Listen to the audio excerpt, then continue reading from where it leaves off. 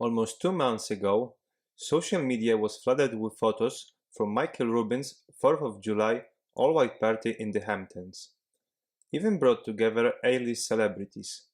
Some guests, like Jay-Z and Kevin Durant, are partners in Michael's most recent investment in Mitchell & Ness.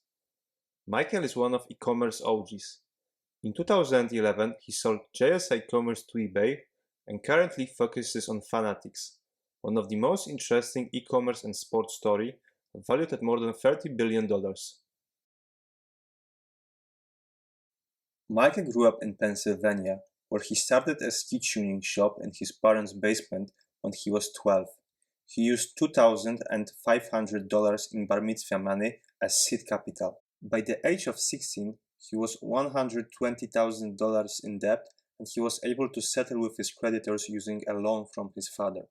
Rubin agreed to continue to operate the business, which eventually grew to 5 ski shops. In 1998, Rubin created an apparel and logistics company, JSI, which eventually became a multi-billion-dollar e-commerce business. After 13 years, JSI was sold for almost $2.5 billion. Later on, Rubin was able to buy back the consumer business of JSI at an attractive price, which included the repurchasing of Fanatics, US-based licensed sport merchandiser. In the next 12 years, Rubin will dominate and revolutionize global sport fan economy by combining sport merchandise distribution, sport betting, trading cards, and sport NFTs. Fanatics and its subsidiaries will raise $5 billion from most reputable technology investors and sport leagues.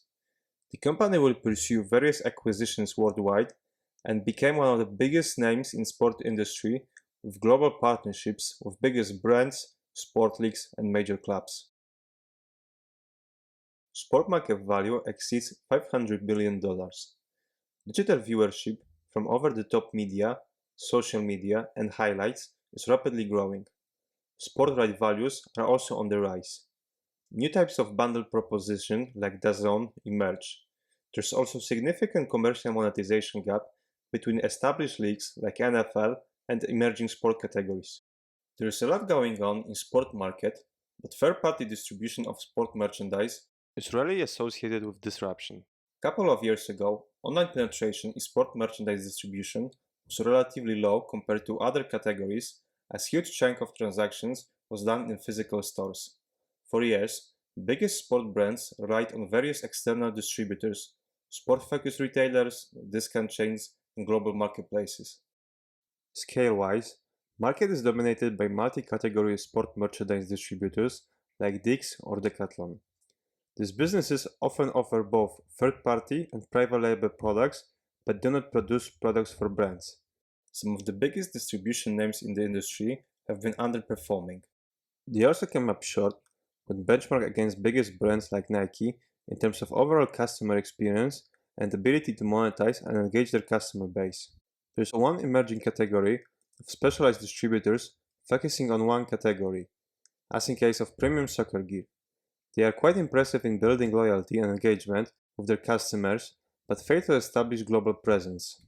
A couple of years ago, sport brands started to gradually recognize digital shift among consumers, which led to substantial investment from biggest brands to facilitate best experience in both retail and online channel for direct-to-consumer focus. This led to significant changes in global marketplace as distributors that failed to deliver best experience for their customers would cut out from partnerships.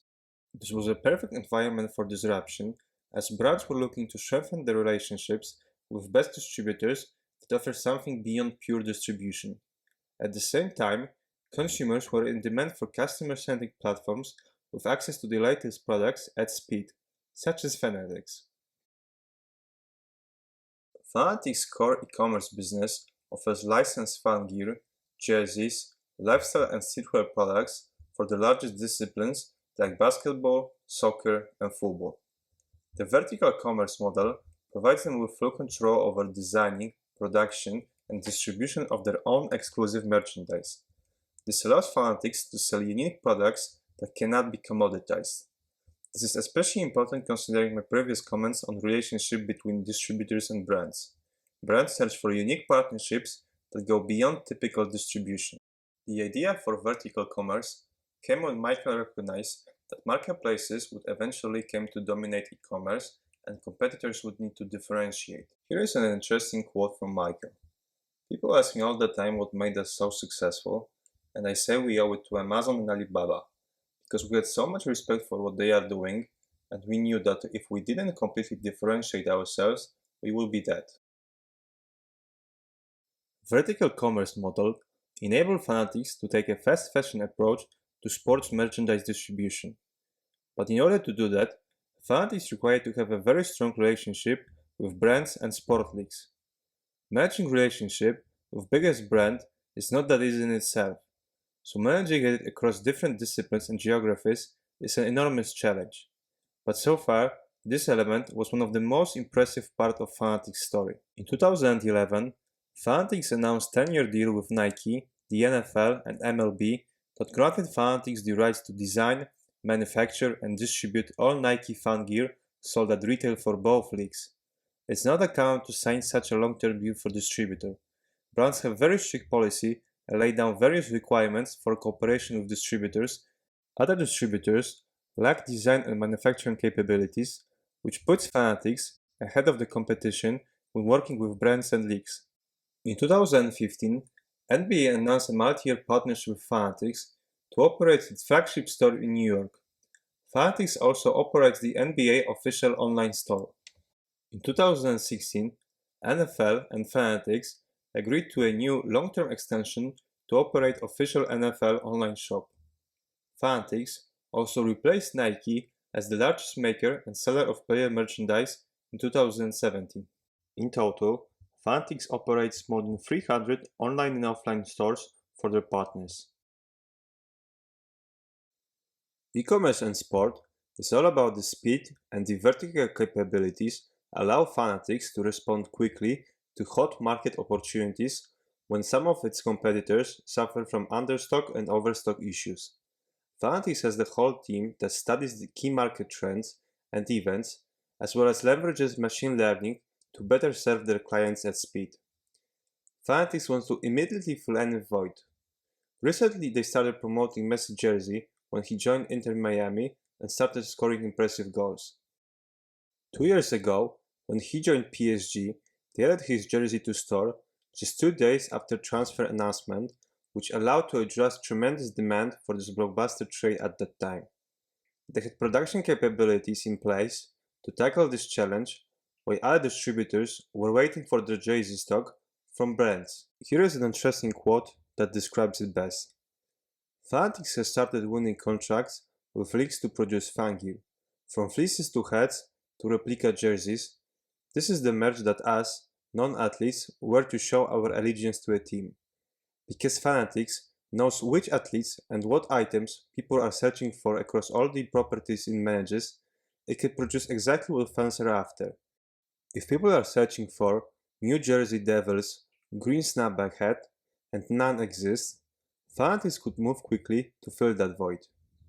Fanatics uses a lot of social data to find out what's hot. They feed that into predictive analytics to project demand and also to start social marketing.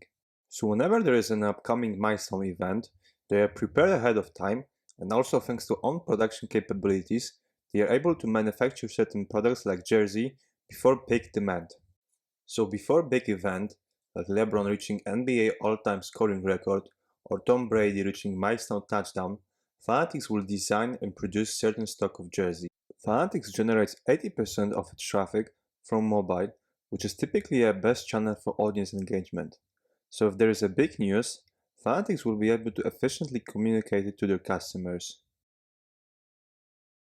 Fanatics raised multiple financing rounds from reputable tech investors and notable strategic players. In 2012, Fanatics raised $150 million from Insight Partners and Andreessen Horowitz. In 2015, Fanatics raised $300 million from Silver Lake Partners. In 2017, Fanatics closed a $1 billion round of fundraising led by SoftBank with participation from NFL, MLB, NHL, and MLS. Having bigger sport leagues among shareholders validates Fanatics' business model and strengthens the relationship with biggest brands and leagues. The most remarkable run came in 2021 when Fanatics secured two runs worth almost $650 million. During this run, Fanatics announced plans to expand further into sport fan economy and create digital sport platform built on merchandise distribution, NFTs, trading cards, gambling and gaming, ticketing, media, and more. Soon after, these plans materialized. In 2021, Fanatics secured trading cards manufacturing and distribution rights from major leagues including MLB and NBA. In the following year, Fanatics acquired Topps, licensed trading card brand that services collectors, fans, and retailers. Topps make cards and sell them to distributors, who then sell them to retailers. Those retailers sell cards to consumers. Some consumers then resell cards on eBay. This ecosystem is far from being tailored to consumer, which attracted Fanatics in the first place, as they could market the cards directly to their base of 95 million of consumers in a more attractive, digital way. 2021 saw another major vertical move from Fanatics. It was time for sport betting. Fanatics' sport betting proposition started with online app as well as retail locations in 4 states. After acquisition of PointsBet US operations, the initial rollout was supplemented with 12 additional states. Team owners and media platforms already recognize how betting can drive engagement. According to Global Web Index, 60% of sport fans are more likely to watch a game if they had to place a wager on it. Additionally, there is a large trend in in-play wagering, which makes the whole experience way more interactive. Today, we can place various bets. How quickly will a certain player see a red card, or how many amazing saints will we see from a goalkeeper? Domination of FanDuel DraftKings duopoly in USA and various legal regulations for sport betting have impact on organic scaling potential for Fanatics. Market structure and scaling challenges makes Fanatics focus on promotion of its overall sport fan proposition rather than focus on getting exact market share in sport betting. Nevertheless, the addition of sport betting to Fanatics' proposition is a big milestone in creating a unified offering for sport fans. Fanatics already started cross-selling of sport betting. After launching betting offering, they introduced FanCash, which allows you to earn cash back for every wager you place. Customers can then convert that cash back not only into bonus bets at Fanatics Sportsbook, but also can use it in buying merchandise at fanatics.com or its affiliated sites. The last large move of 2021 was Candy Digital. A couple months after sport NFTs gained massive popularity, Michael Rubin, cryptocurrency investor Michael Novogratz, and Gary Vee teamed up to create virtual collectibles and other NFTs platform. Candy Digital had MLB as its first partner with exclusive rights to digital collectibles released by the league or its 30 teams. Apart from MLB, Candy Digital released also digital collectibles with Netflix Stranger Things, WWE, and several NASCAR teams. The founding trio aimed at capitalizing on strong demand for memorabilia and collectibles. Candy Digital had raised a $100 million Series A round in October of 2021. Investors in that round included SoftBank, Insight Partners, and Pro Football Hall of Famer Peyton Manning. Unfortunately, after the decline of NFT market, value of various digital assets started to plummet.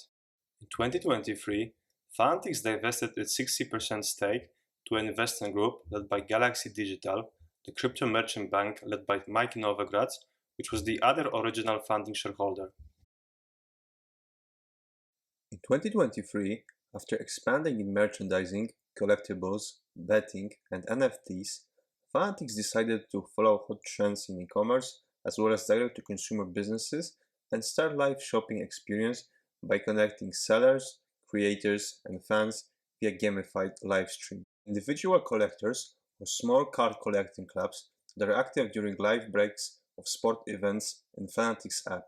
Live shopping is very popular in China and gradually gets more traction in Europe and US. Businesses launch live video shopping as it's the best way to build a loyal customer base and allow customers to make real-time purchases. The buyer and seller relationship is also more personal.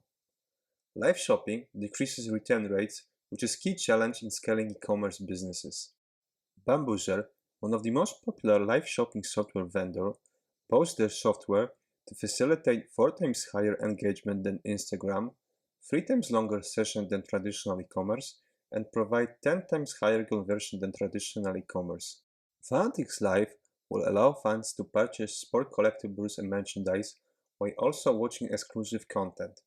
Thanks to Fanatics real-time analytics, the company will be able to properly market trading card breaks, limited edition merchandise, and collectibles drops.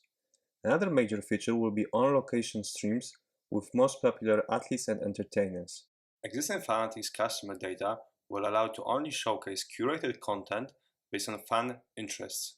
Commercial partners of the platform already include sport leagues like MLB, where the app debuted on its All-Star weekend in Seattle. Future opportunities for the app include content and commerce with Fanatics Authentic, part of e-commerce operations that offer game use collectibles and autographed memorabilia, as well as introduction of small betting and other existing partnerships. To this day, Fanatics raised almost $5 billion from investors.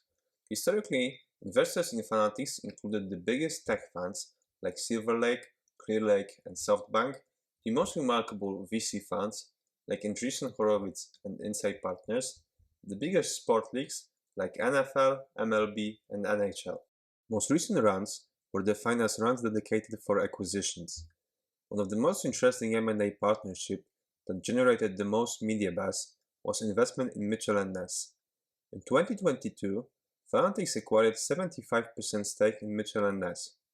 The remaining part went to a group of celebrities and athletes, including LeBron James, Kevin Durant, Chris Paul, CJ McCollum, Devin Booker, James Harden, Joel Embiid, Odell Beckham Jr., Kevin Hart, and Rich Paul.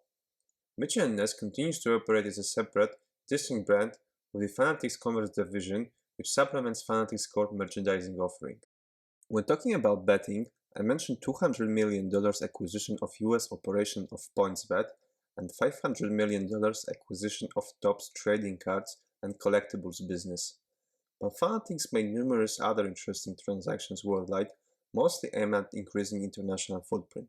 In 2016, Fanatics made a major move in Europe by acquiring Kitback, operator of online and retail business for more than 25 partners across European soccer, motorsports, rugby, tennis, and golf. Kitback holds relationships with brands like Manchester United, Real Madrid, Manchester City, Chelsea, Everton, Borussia Dortmund, and Formula One. In 2021, Fanatics launched Fanatics China, a joint venture with investment firm Hillhouse, an Asian-focused private equity fund with impressive e-commerce experience in Asia. Soccer is one of the top licensed sport categories in China. Hence, this partnership allows Fanatics to improve the relationship with European clubs, including Chelsea, Manchester United, PSG, and Bayern Munich. In 2023, Fanatics acquired Italian retailer EPI. This Milan-based operator of e-commerce and brick-and-mortar stores holds relationships with NBA and various Italian soccer clubs, including AC Milan, Atalanta, Fiorentina, Juventus, and the NBA. The same year, Fanatics made first move in Latin America with an acquisition of FexPro, a leading wholesaler of licensed sports and branded apparel serving Latin America. FexPro is the preferred licensee for a number of major US sport leagues in Latin America, including the NFL, NBA, and MLB. The business also works with soccer clubs, including PSG, Real Madrid, and FC Barcelona. Fanatics made also interesting M&A decisions in collectible space. In 2023, Fanatics announced the acquisition of PWCC Marketplace, one of the largest sport cards and collectibles auction house in the world. The business is also well known for their storage facility with some of the rarest and most valuable sport cards and collectibles worldwide. This transaction will also support Fanatics Live, as PWCC has a large base of collectors.